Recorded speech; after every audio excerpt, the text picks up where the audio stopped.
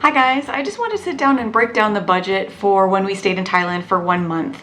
And it is definitely a place that offers diverse landscapes, bustling cities, serene beaches, while remaining affordable for those seeking a cost-effective lifestyle.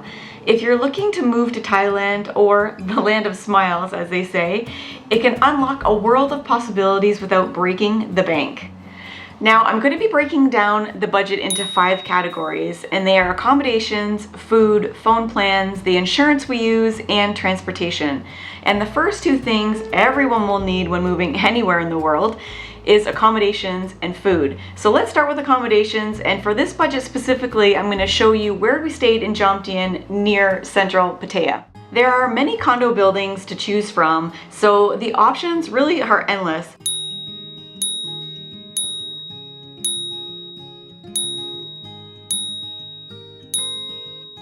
But for our last stay, we ended up staying at La Center. Our condo was a 1-bedroom, 35 square meter condo that included Wi-Fi. The building had a great pool, a simple gym, tennis courts, 24-hour security. It had key access, which was really nice, laundry facilities because our unit didn't have laundry, and lots of parking. We paid 13,500 baht for our condo, which is about 500 Canadian, and that didn't include electricity and water. So we paid an additional $72 for that, and we left our air on all the time. We had a huge heat wave when we were in Thailand, so when we were in our condo, we left the aircon on all the time. When we left, we shut it off. But yes, that kind of gives you an idea of how much electricity we actually used. And another thing that I would add to the accommodations would be laundry.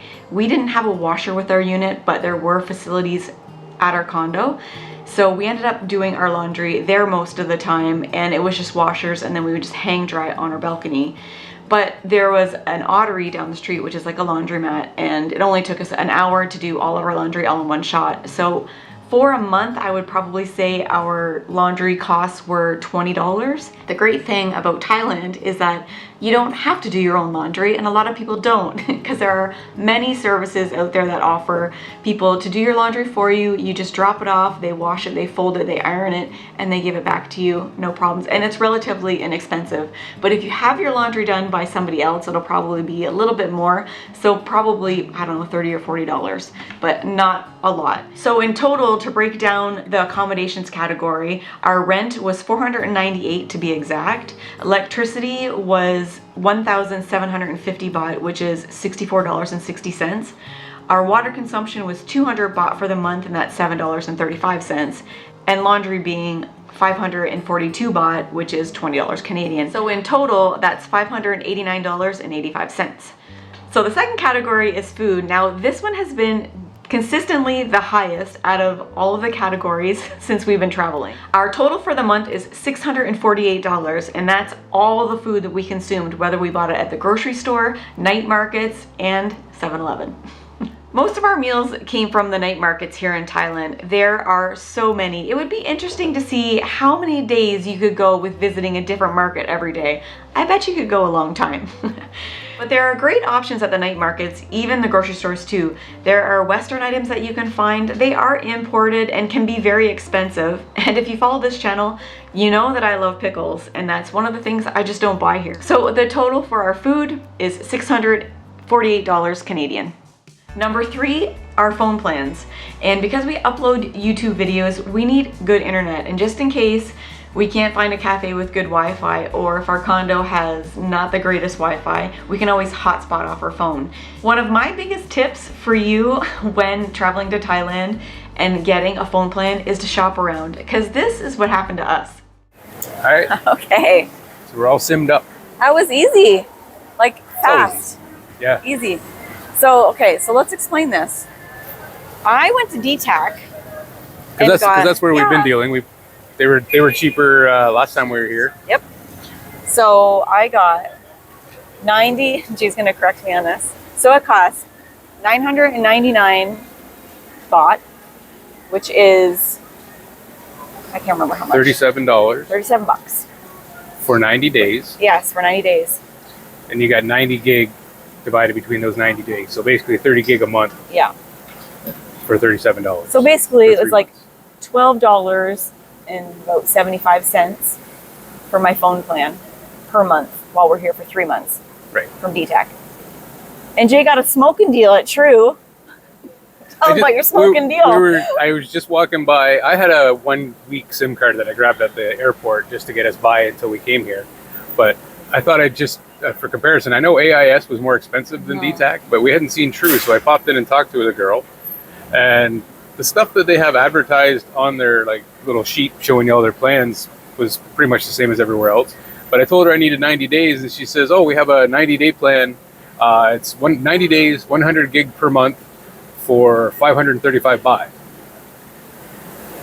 So I said, okay, and I checked it out. So I got set up with it and ran speed tests. It was exactly the same speed, as fast as my DTAC, but it was half the price, basically, 535. So $6.74 Canadian for 100 gig per month. And more gigabyte. 100 gig per month. Yeah, and it's it was So 535. That was like $6.75. $6.74 per month. But per what was month. the total? It was half of yours anyway. Not quite half. So anyway, pays to shop around a little bit. I have always used DTAC when we come to Thailand. We've been to Thailand many times. So I've always just went with them just because I know they're good. I've never had a problem with them, but it pays to shop around. I know eSIMs are another option, but from the research that we've done, although they're convenient, they're not always the most cost-effective option. We also have just a basic Canadian cell phone plan, which is $43 a month for both of us. So in total, our cell phone packages in Thailand, it was $19.50, and Canada, it's $43 for the month. Number 4 is insurance, and we use Safety Wing. I'm gonna leave our affiliate link in the description box below so you can go ahead and check that out. But if you're thinking about traveling and need a provider, basically, Safety Wing Nomad Insurance is a comprehensive and flexible travel medical insurance designed specifically for digital nomads, remote workers, and long-term travelers. We've been using them since we started in 2022, and they seem easy enough to deal with when submitting claims and being reimbursed. Our monthly cost for the both of us is 258 Canadian dollars. And our last category is transportation, and I am gonna include a scooter rental in this one and a Thai driver's license. I wanted to include the license part because if you're thinking about living here long term, your international driver's permit from your home country will expire after a year, and you'll need to have a Thai driver's license to avoid fines. Jay carries both a car and a motorcycle license for Thailand, and if you already have a motorcycle license in your country, like Jay does, it's fairly straightforward to get your car and automobile license here in Thailand, and it only costs $15 Canadian for both. How'd it go? There was a lot of laughing happening in there. Were people like bailing? Oh yeah. Fell speechless. The first guy sat down. Yeah, did you tell him what I was doing? You have to sit down, and they flash they have traffic light in there, and the lights change. She changes the colors, and you have to say green, yellow, or red, whatever lights up. But they're not like in order. It could be red, green, yellow, all over. Anyway, just to make sure you're not colorblind. Then they have like a little gas pedal, brake pedal set up, and you gotta hit the gas pedal. And a little light starts to go up, and you got to hit the brake before it gets to a red line. It's like like an emergency braking. Reflex kind of a test. Yeah, and the first guy is sitting there, he puts his foot on it, he sits there, and the light goes all the way up to the top, and beep.